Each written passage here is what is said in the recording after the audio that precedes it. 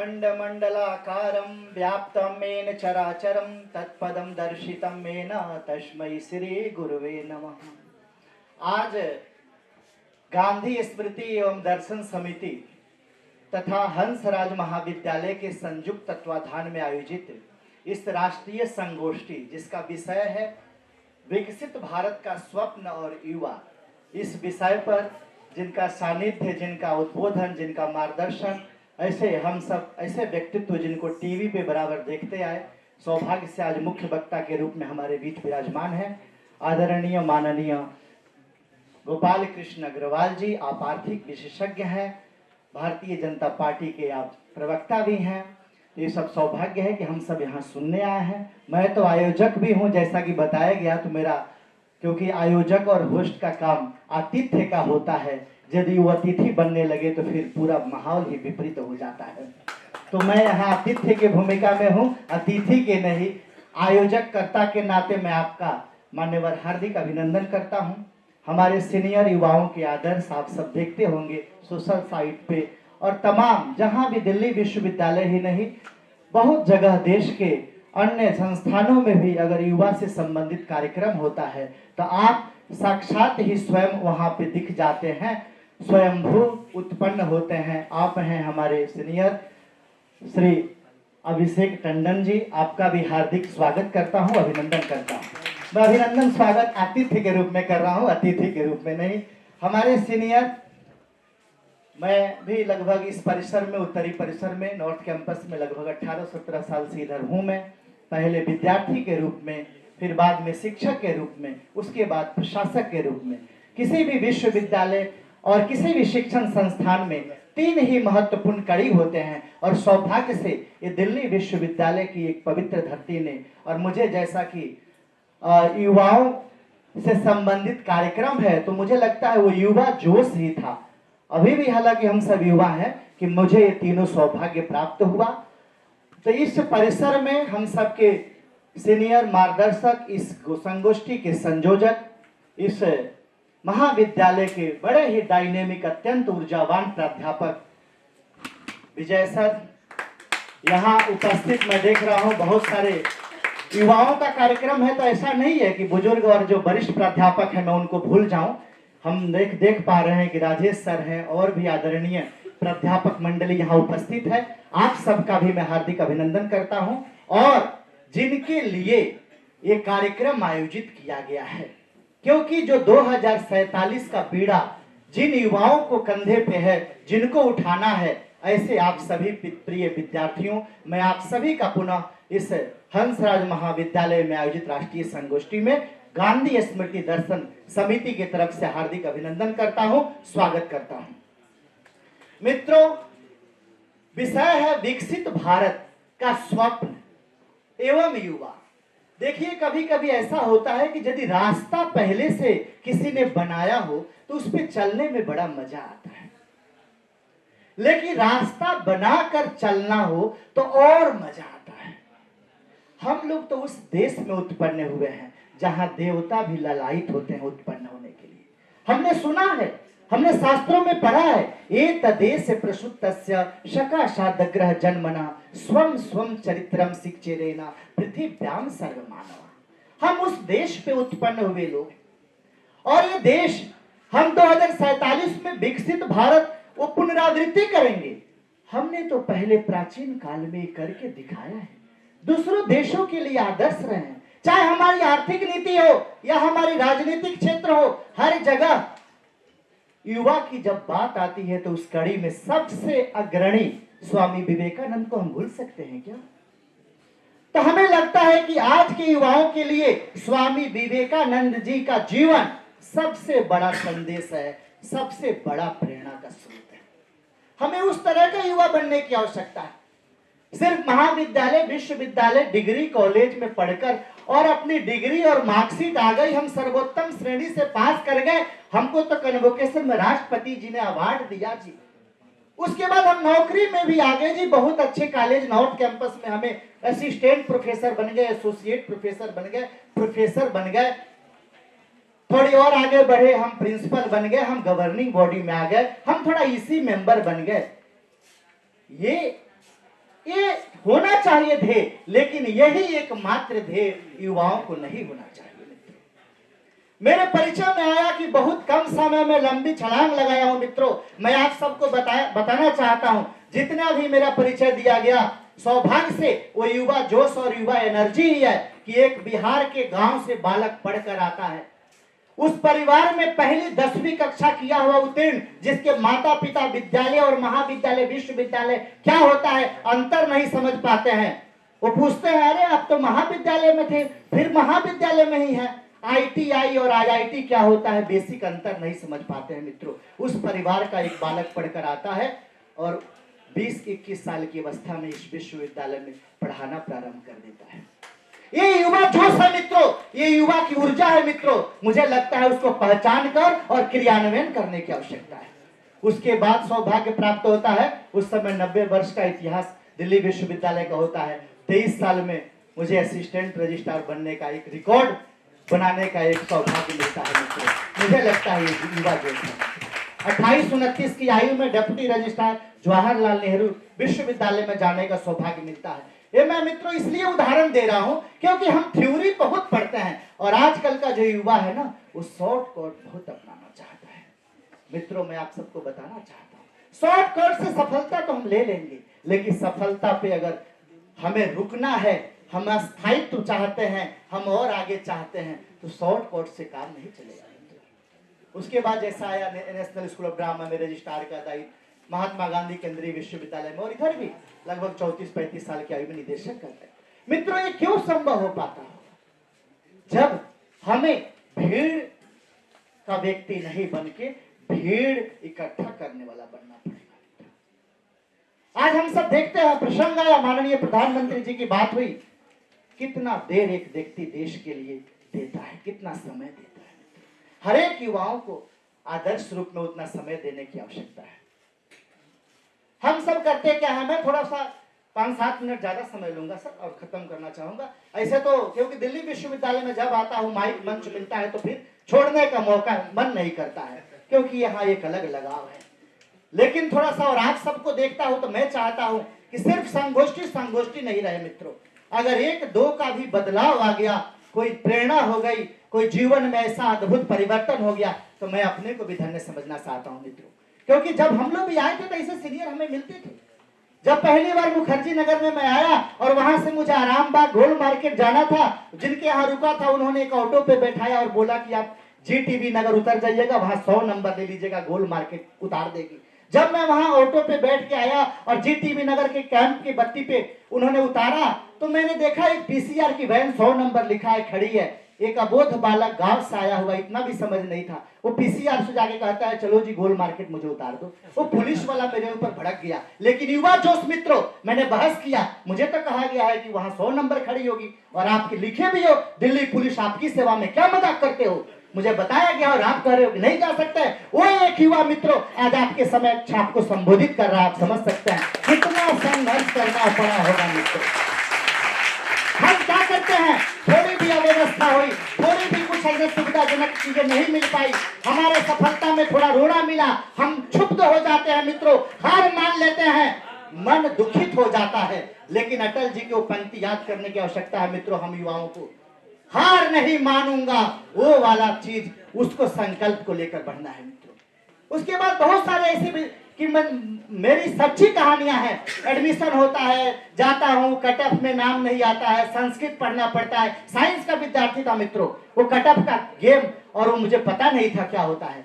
उसके बाद किसी ने कहा कि नहीं जी, किसी कॉलेज में आया भी तो आप कमिश्नर के यहाँ जाइए, वो बिहार भवन से वो अटेस्टेशन करा कर लाना है। वहां जब जाता हूं तो कमिश्नर भवन में जो आदमी वहां पे जो भी उनके ऑफिस के आगे स्टाफ खड़े थे, वो बोलते हैं नहीं नहीं आपका तो रेगुलर है, कमिश्नर साहब आपसे मिलेंगे नहीं। कि यहाँ तो उनका होता है वेरिफिकेशन और अटेस्टेशन, जो गैप ईयर वाले होते हैं। मैं इसलिए एक कहानियां और जो सच्ची बात है बताना चाहता हूं मित्रों, आपके साथ भी होती होंगी।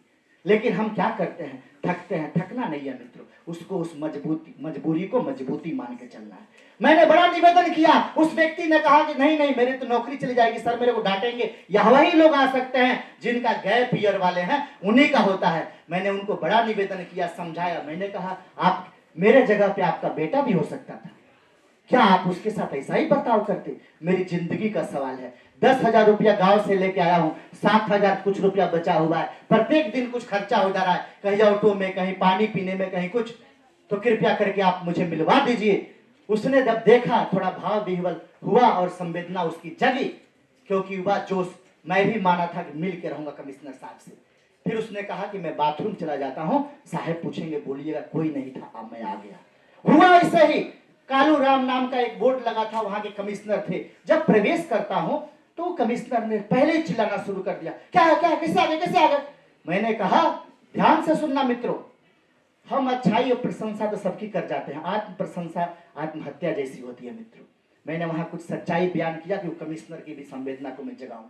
मैंने कहा कि श्रीमान, मुझे लगता है कि मैंने बिहार में उत्पन्न होकर सबसे बड़ी गलती तो नहीं कर दी। मैंने ऐसा एक जानबूझ के ये बात उनको कटाक्ष में बोला। उसने कहा ऐसे क्यों बोल रहे हो? मैंने कहा ऐसा ही नहीं, सुनने में बड़ा अच्छा लगता है कि प्रथम राष्ट्रपति राजेंद्र प्रसाद, ये बिहार, बिहार लोकतंत्र की जननी लक्ष्मी का राज, ये सब सुनने में अच्छा लगता है मान्यवर। उसके बाद यही नहीं, मुझे लगता है और महाअपराध मैंने साइंस कॉलेज पटना से पढ़ के कर दिया, जो विश्व का, एशिया का कैम्ब्रिज कहलाता है, 1828 का स्थापित है, जबकि दिल्ली विश्वविद्यालय तो 1922 का है। उसने कहा अच्छा तुम साइंस कॉलेज से पढ़े हो, क्या बात है, क्या बात है? वो मार्कशीट ऑक्सीट मैंने लिया था, लिया करा, इस कॉलेज में तो मेरा एडमिशन नहीं हुआ था। मैंने कहा और मैं आपका एडमिशन नहीं हुआ, मैंने पढ़ के भी क्या कर लिया, मैं तो धक्का खा रहा हूँ, यहाँ एडमिशन नहीं हो रहा है। बोला गया आपके यहाँ, आपका यहाँ पे बाहर बताया गया क्या रेगुलर वालों को नहीं करते हैं अटेस्टेशन। उसने फिर मुझे बैठाया उठाया, सुना समझा, बोला कि चलो रेगुलर का ही यहाँ होता नहीं है, मैं तो गैप ईयर वालों को करता हूँ, लेकिन मैं फिर भी कर रहा हूँ, जाओ, कॉलेज का नाम लेना उचित नहीं होगा, बहुत सारे लोग वहां के होंगे। फिर मैंने ऐसे उनकी संवेदना को जगाया। मैंने कहा मेरे को समझ में नहीं आ रहा था कि पता नहीं इसके बाद कहीं वो ना कह दे कि अब शिक्षा मंत्री से लिखाना पड़ेगा। आप लोग समझ रहे हैं ना, क्योंकि बहुत सारे मेरे जैसे विद्यार्थी आए होंगे जो यहाँ धक्का खाते होंगे। उसके बाद मैंने कहा कि सर मैं आश्वस्त होकर जाऊँ ना, लेकिन कोई अगर समस्या आ गई तो क्या होगा, कृपया आप मुझे अपना नंबर दे देंगे ताकि मैं बात करा पाऊँ। उसने कहा ठीक है नंबर नोट कर लो, लेकिन नंबर से पहले थोड़ा, वो भी थोड़ा धांसू अफसर थे, धांसू मतलब बड़े प्रभावशाली। तो उन्होंने कहा उसे बोल देना जो होगा वहां कि आपकी, थोड़ा शब्द तो वो ऐसे किए थे, वो भी चयन करना ठीक नहीं, लेकिन जोश में बोल गए कि आपकी बात से बात कराऊं क्या मैं, तुम्हारे जैसा मैं विद्यार्थी को अगर कोई परेशान कर रहा है। मैंने उन्होंने फिर बहुत सारी बातें की, फिर मार्कशीट देखा था 95, 96, 97, इस तरह के मार्क्स मैंने मित्रों परिश्रम और मेहनत किसी शॉर्टकट पे नहीं लाया था। उसके बाद आए, एडमिशन होता है, एडमिशन भी बहुत सारी ऐसी, क्योंकि साइंस का विद्यार्थी, साइंस का मैं अप्लाई किया, उसके बाद एडमिशन अनुनय विनय कहने पे संस्कृत मिलता है, वो भी मैं संस्कृत में आवेदन नहीं किया। लेकिन जो शिक्षक एडमिशन दिए उन्होंने मुझे आश्वस्त किया मुझे कि आप पहले ये बताओ कि यहाँ तुम परेशान क्यों हो, यही सी कॉलेज में क्यों पढ़ना चाहते हो। मैंने बताया कि सर मुझे सीनियर लोगों ने गाइड किया है कि पर्सनालिटी डेवलपमेंट के लिए सिविल सर्विसेज में जाने के लिए नॉर्थ कैंपस का कोई कॉलेज मिल जाए बड़ा अच्छा होता है, और कॉलेज तो सुना नहीं, हिंदू ने सुना, तो कृपया करके यहाँ दे दीजिएगा। तो मजे की बात यहाँ हॉस्टल भी है, थोड़ा खाने पीने की चिंता हो जाएगी, रहने की व्यवस्था हो जाएगी, और कम राशि में मैं पढ़ लूंगा। बहुत मतलब वो विश्वास कर नहीं पा रहे थे, यहाँ तक उन्होंने कहा कि अरे तुम्हारा कोई चक्कर उक्कर तो नहीं है किसी कॉलेज में तुम पढ़ना चाहते हो। आप सब समझ सकते हैं, हालांकि चक्कर भी मैं नहीं जानता था, बाद में पता चला चक्कर वो मित्र मित्रिणी जो बनते हैं उनको चक्कर इत्यादि खाते हैं, आप समझ सकते हैं। लेकिन उसके बाद मैंने उनको आश्वस्त किया कि सर ऐसी बात नहीं है, हम मेहनत करेंगे, पढ़ेंगे, और आपका आशीर्वाद रहा तो हम टॉप करेंगे। बहुत सारे प्रश्न हुए, मंत्र इत्यादि संस्कृत में क्या कर सकते हो, सारा कुछ उन लोगों ने पूछा, मैंने बोला, एडमिशन दिए, और मैंने उनको आश्वस्त किया सर आप आशीर्वाद दीजिए, मैं पढ़ूंगा और विश्वविद्यालय में टॉप करूंगा। सौभाग्य से प्रत्येक वर्ष कॉलेज और विश्वविद्यालय में प्रथम स्थान भी प्राप्त किया।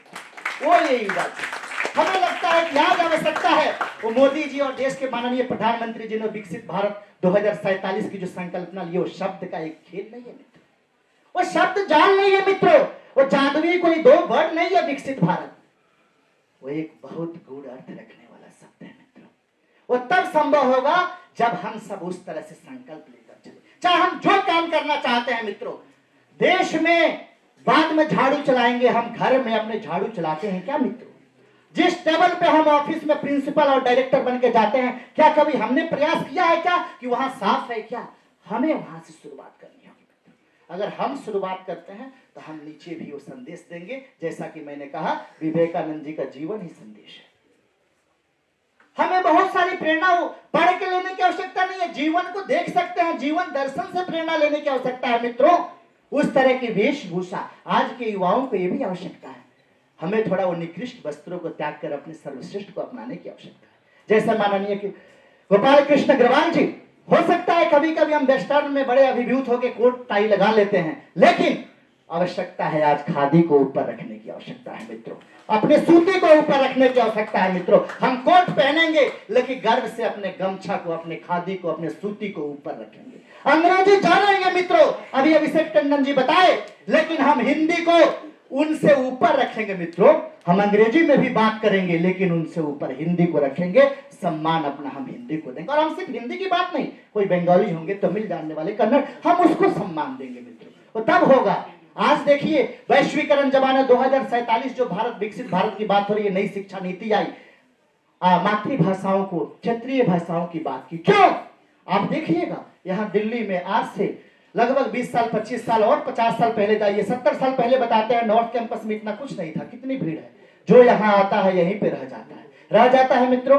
परिवार छूट गया, दादा दादी नाना नानी छूट गए, अपनी भाषाएं छूट गई, वो संस्कृति छूट गई, वो लिट्टी चोखा खुद छूट गया, वो मक्के की रोटी छूट गई। तो हमें आवश्यकता है 2047 का भारत विकसित उस तरह सिर्फ मशीन और आधुनिक तकनीक के साथ नहीं, अपनी सभ्यता संस्कृति, जैसे मैंने बताया कि आज यहाँ बहुत सारे आदरणीय ऊर्जावान हमारे नवजुवक प्राध्यापक बैठे हैं, लेकिन हमें उन बुजुर्ग वरिष्ठ प्राध्यापकों के सामंजस्य लेकर आगे बढ़ने की और देश को आगे बढ़ाने की आवश्यकता है मित्रों। तो हमें उस तरह की विकसित भारत बनाने की आवश्यकता है जो अपने प्राचीन संस्कृति सभ्यता, जो पंच प्रण माननीय प्रधानमंत्री जी बोले, बताया उन्होंने कि हमें गुलामी के चीजों को क्या करना है, त्यागना है और अपनी चीजों पे गर्व करना है मित्रों। तो हमें अपने उन सारी प्राचीन सभ्यता संस्कृति वाले चीजों को लेकर और उस पे आगे बढ़ना। आपने देखा होगा सिर्फ मशीनीकरण वाला नहीं, बड़े बड़े हवाई जहाज, बहुत टेक्नोलॉजी आ गई। अभी उत्तराखंड में जो कांड हुआ आपने देखा होगा, कितने हमारे मजदूर फंसे टनल में, बड़ी बड़ी मशीनें आई मित्रों, लाखों रुपए खर्च हो रहे थे, लेकिन अंत में काम कौन आया मित्रों? वही हमारा मजदूर, वही चट्टान तोड़ने वाला व्यक्ति, वही दिन में तपती दोपहरी में काम करने वाला व्यक्ति जो खदान में काम करता था, अंत में वही काम आया मित्रों। तो हमें उनको विकसित करते हुए अपने बड़े बड़े हवाई जहाज लाने की आवश्यकता है। सिर्फ ऐसा नहीं कि बड़े बड़े चीज आ गए और हम अपनी चीजों को छोड़ दिए। तो आज ये सब तब होगा जब मित्रों आप, जो हम युवा हैं और जो अभी 2047 का युवा जो इस राम राज्य में अब जन्म लिया होगा, 22 जनवरी के बाद जो बालक जन्मा होगा, जो बालिका जन्मी होगी, वो 47 में जाकर 25 साल की होगा या होगा ना जी मित्रों। तो उनका आदर्श कौन होना चाहिए? आप जैसे युवा होना चाहिए। वो कब होगा मित्रों? क्या हम अपने माँ बाप को वृद्धाश्रम में भेजेंगे तब? हम अपने माँ बाप को वृद्धाश्रम में भेजने के लिए मजबूर करेंगे मित्रों? नहीं, हम उनके साथ बैठ के जब रात में दिन में कभी समय निकाले, साथ में हम भोजन करें, उनसे बातें सीखे, उनकी कहानियां सीखे, उनका सम्मान करें। वो जैसे वस्त्र जैसी भाषा का प्रयोग करते हैं वो हम उनसे ले। नहीं तो बहुत सारे एडवांस और विकसित का स्वरूप ये हो गया, बड़ी नौकरी लग गई महानगर में, गांव से माता पिता भोजपुरी बोलने वाले आ गए, अब गलती से ऑफिस में आ गए और वहां पे लग रहा है अरे हमारे माई तो साड़ी पहनी है, पिताजी धोती में है और हमारे साथ दो हमारे डिप्टी रजिस्ट्रार बैठे हैं, मैं कहीं गलती से भोजपुरी माँ बाप से बोल दिया तब तो बड़ी मेरी हीनता हो जाएगी। इस भाव को त्यागने की आवश्यकता है मित्रों, इस भाव को त्यागने की आवश्यकता है। हमारा जो है हम उस पर गर्व करेंगे, हम वहां बोलेंगे और उस बीच में भी हम सम्मानित करेंगे। हमारे माँ है, हमारे पिताजी हैं। याद रखने की आवश्यकता है उस चौपाई को रामायण की, जननी जन्म भूमिश्च स्वर्गादपि गरीयसी अपि स्वर्णमयी लंका न मे लक्ष्मण रोचते, जननी जन्म भूमिश्च स्वर्गादपि गरीयसी।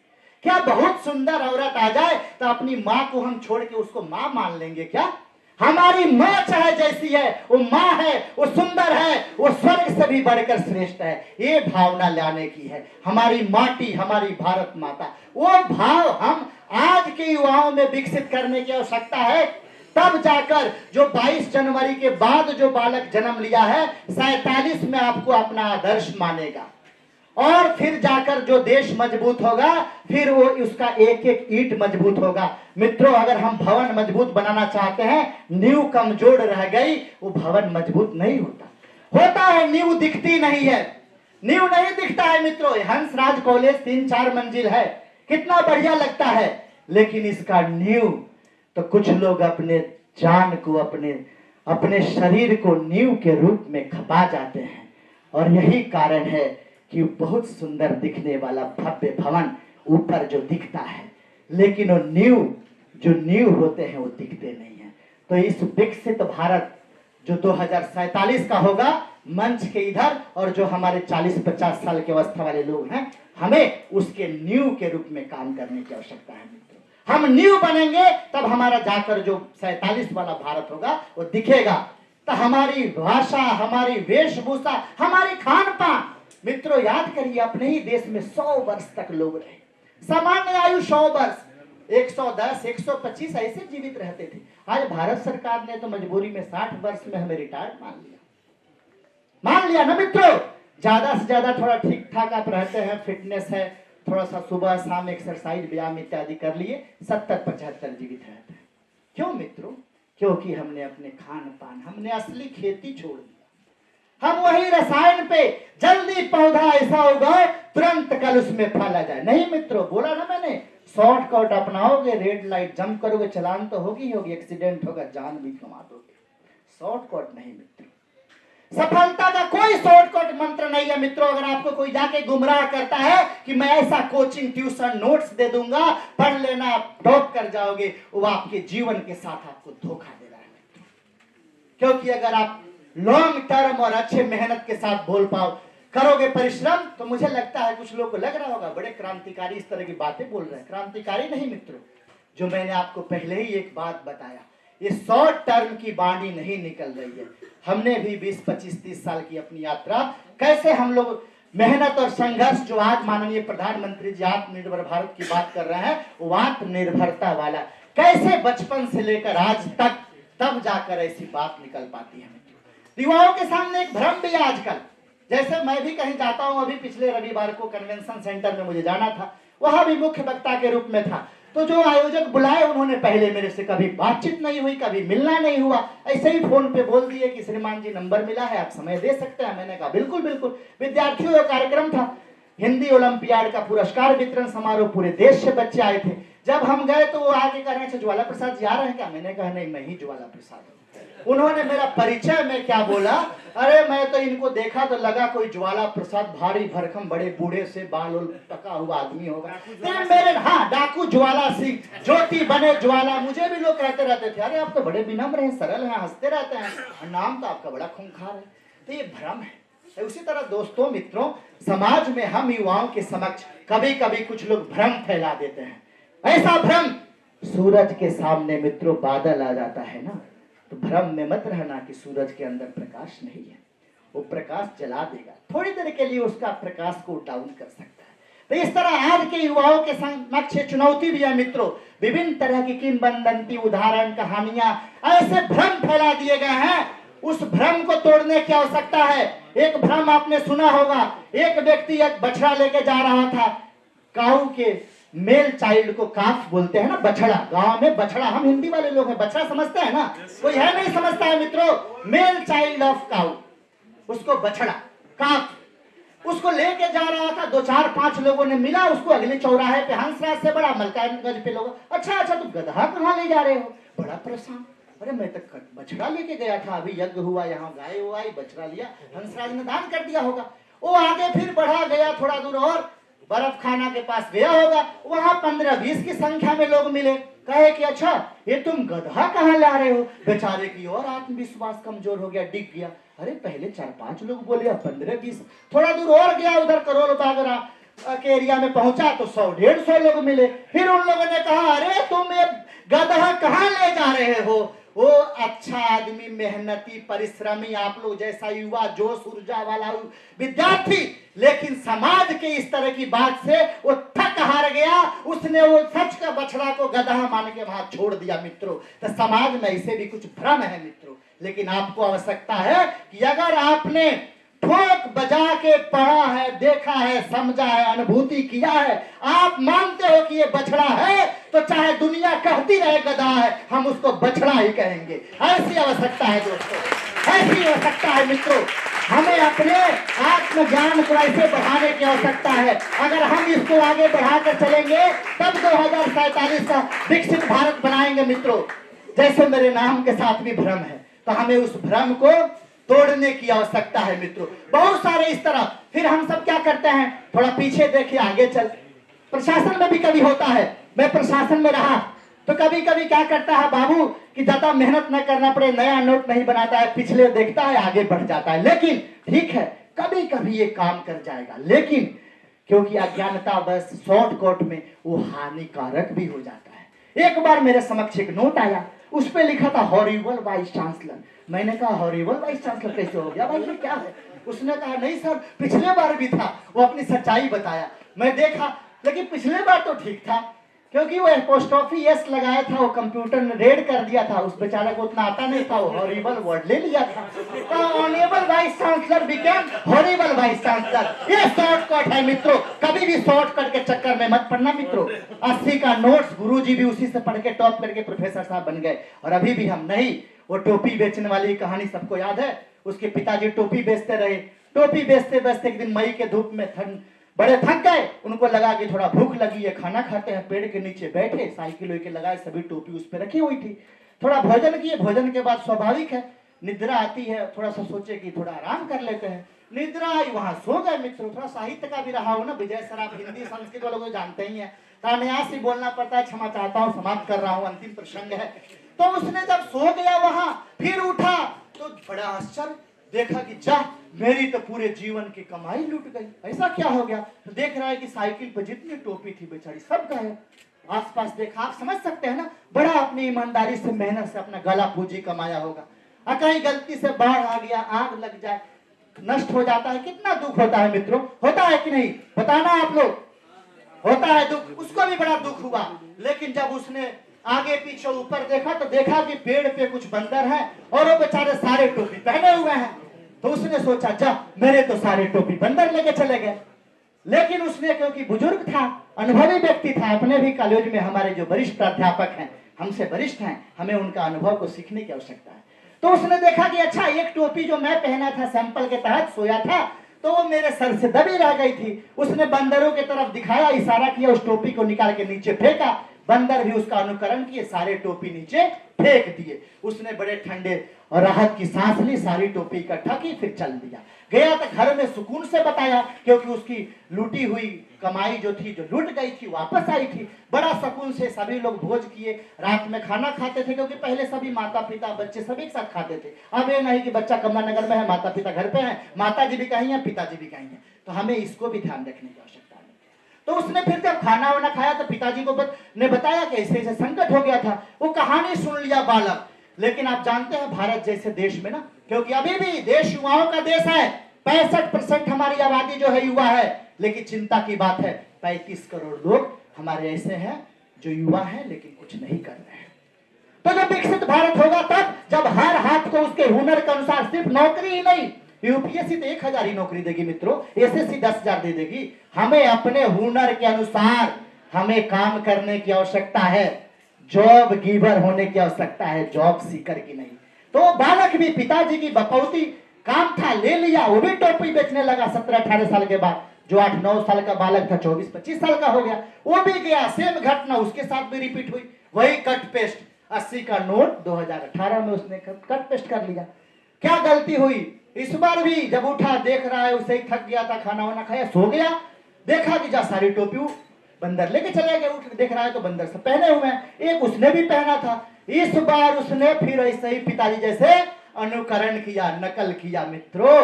अब की क्या हुआ, बंदरों की मानसिक स्थिति बदल गई थी।